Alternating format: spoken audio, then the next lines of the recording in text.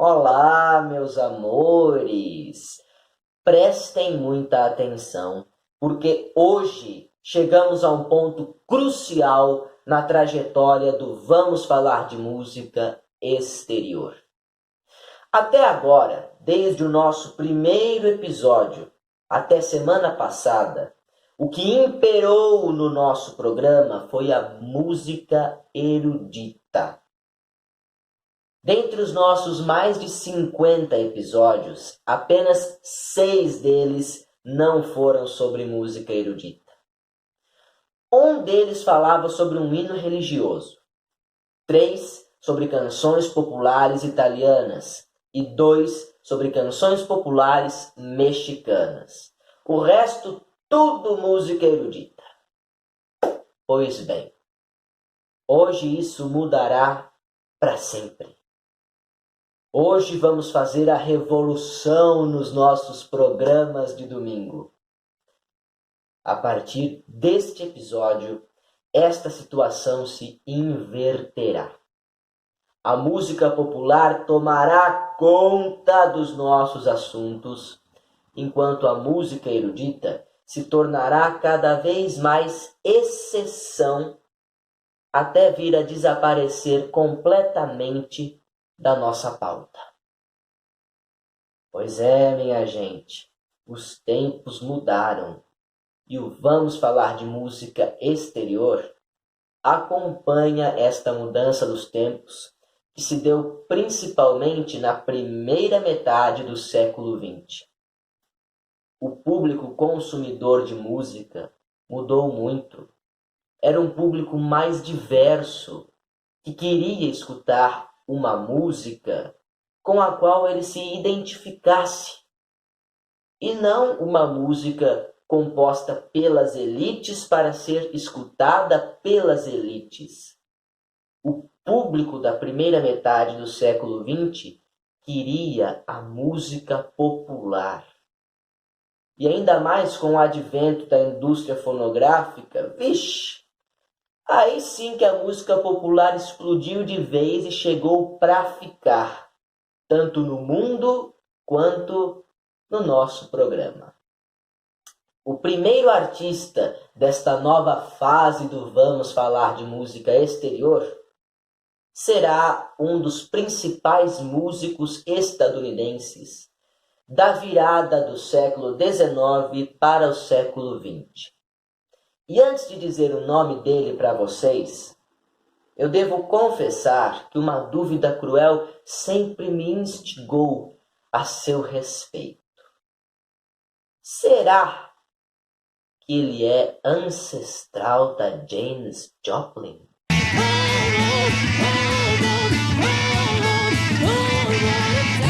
Muito provavelmente não.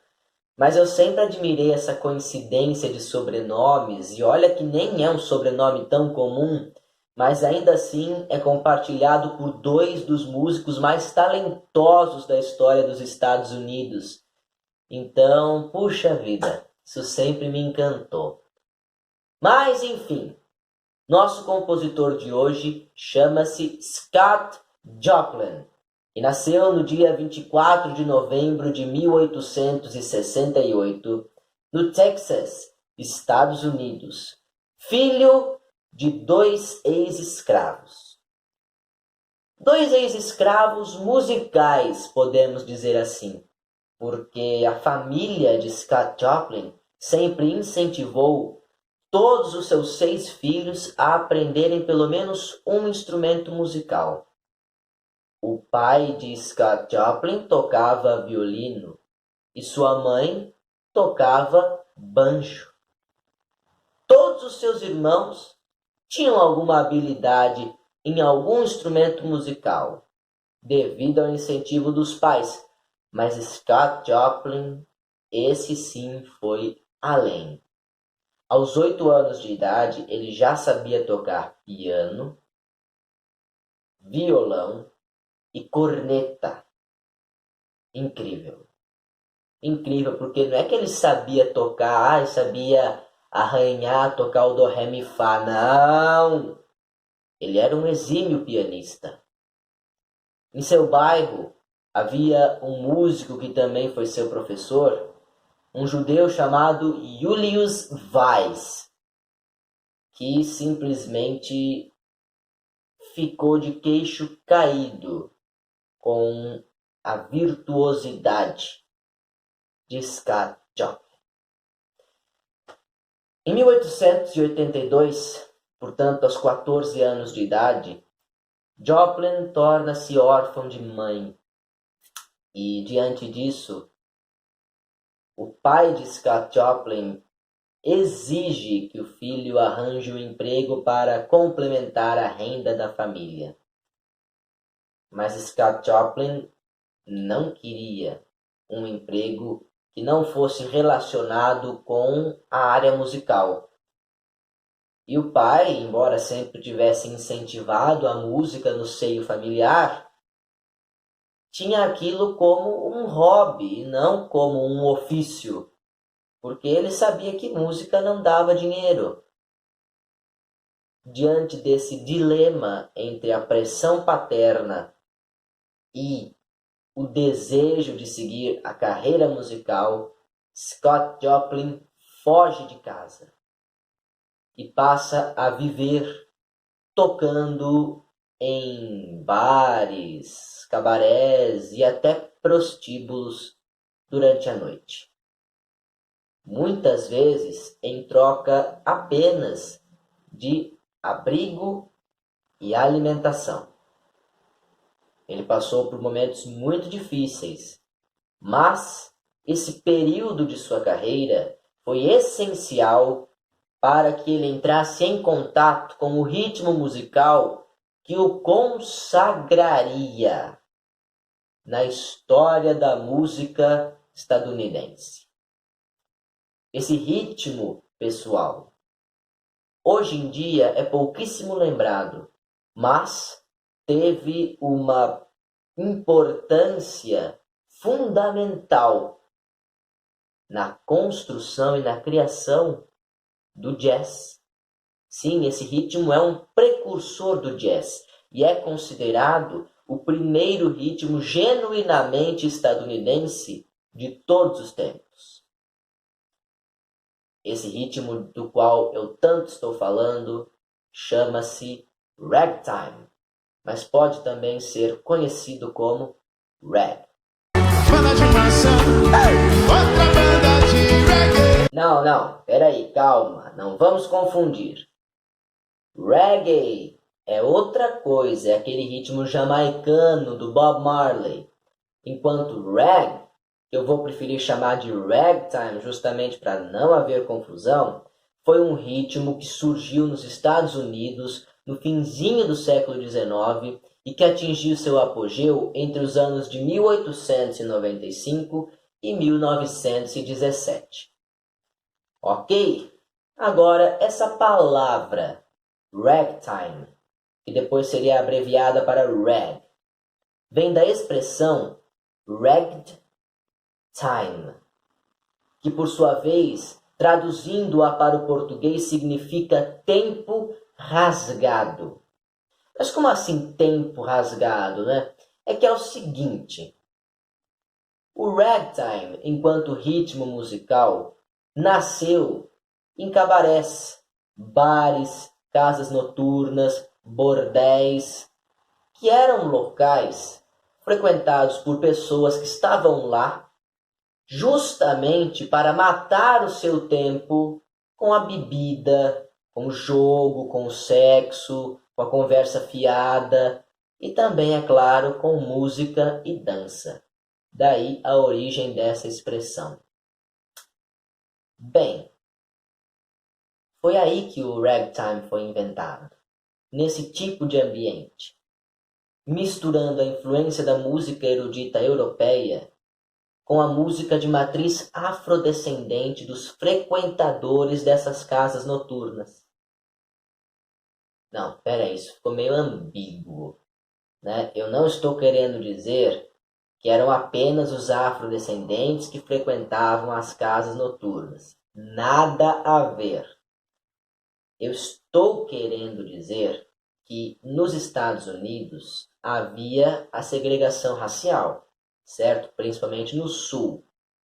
E, portanto, até mesmo quando vamos falar de casas noturnas, existiam aquelas que podiam ser frequentadas apenas por brancos e aquelas que podiam ser frequentadas apenas por negros. E foi nestas últimas que nasceu o ragtime. Tá bom? Só para me esclarecer aqui, para não deixar nenhum ponto sem nó. Enfim, eu não tinha acabado de falar para vocês que o Scott Joplin trabalhou para sobreviver justamente nesse tipo de ambiente?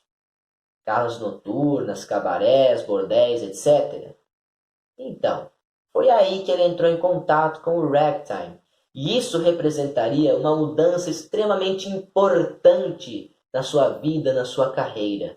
Porque o Scott Joplin se apaixonaria completamente pelo ragtime. Ele se especializaria como compositor de ragtimes. E no início do século XX, ele seria coroado como o rei do ragtime. Como? Vocês querem saber como ele chegou até aí? Então vamos continuar a contar a história deste grande músico.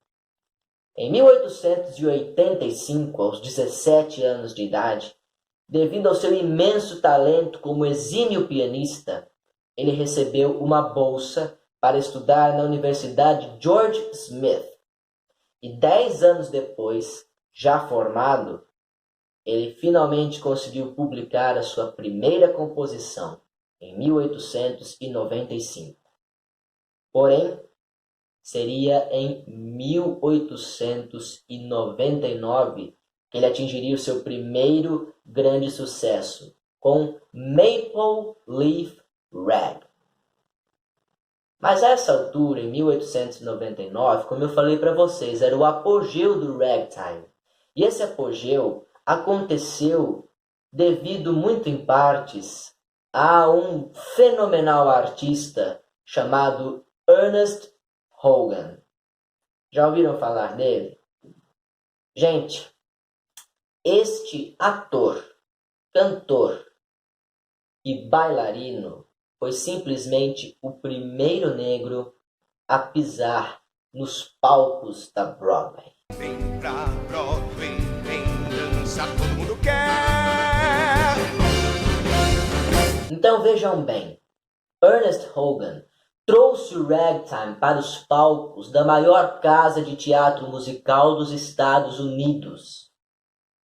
Ele praticamente tirou o ragtime da marginalidade e o elevou para o estrelato da música estadunidense.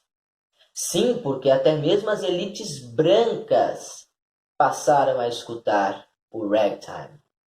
Claro que no começo fez escândalo, mas como esse ritmo musical tem muita influência da música erudita europeia, a resistência racista não foi tão grande assim. Bom, sem essa atitude nobilíssima, sem essa atitude digna de aplausos do Ernest Hogan, o primeiro sucesso de Scott Joplin com Maple Leaf Rag de 1899 não teria sido possível. Nem tampouco o seu maior sucesso, que é a nossa música de hoje. The Entertainer, de 1902. Todo mundo aqui conhece essa música, eu tenho certeza, eu sou capaz de apostar. Essa é uma música que, na minha opinião, me traz muito a imagem do cinema mudo, sabe? E também me traz muito a imagem de uma música de elevador, aquelas suaves que tocam no fundo, sabe como é que é? Essa música fez muito sucesso, mas depois dela, por incrível que pareça, o Scott Joplin não conseguiu emplacar mais nenhuma canção nas paradas. E isso afetou bastante o psicológico dele. Em 1917, ele vem a falecer de sífilis, com depressão e outros tipos de transtorno mental. Eu imagino que deve ter sido muito difícil para quem um dia foi o rei do ragtime ter sumido assim tão rápido da vida musical estadunidense. Mas nosso programa está aí para isso, né? Para relembrar quem foi esquecido. The Entertainer, que como eu já disse foi composta em 1902, recebeu sua primeira gravação no ano de 1928 pelo conjunto The Blue Boys. E em 1973 ela seria relembrada da mesma forma que o seu criador, Scott Joplin, também seria relembrado no filme Golpe de Mestre.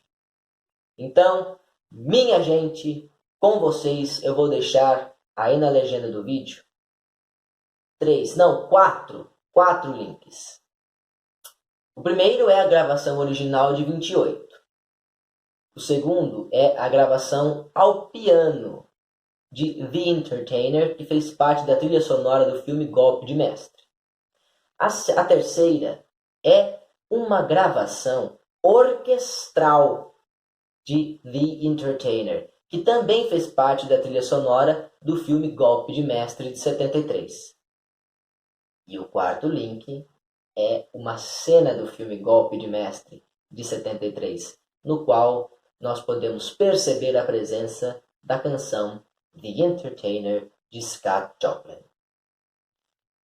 Bem, minha gente, espero que vocês tenham gostado, porque este foi um programa decisivo na história do Vamos Falar de Música Exterior. O programa que marca o início do império da música popular aqui nos nossos domingos. E estamos ficando por aqui. Semana que vem tem mais música popular para vocês. E eu espero vocês por lá. Abraços no coração de cada um. Beijos na alma de todos. E lembranças do Emílio.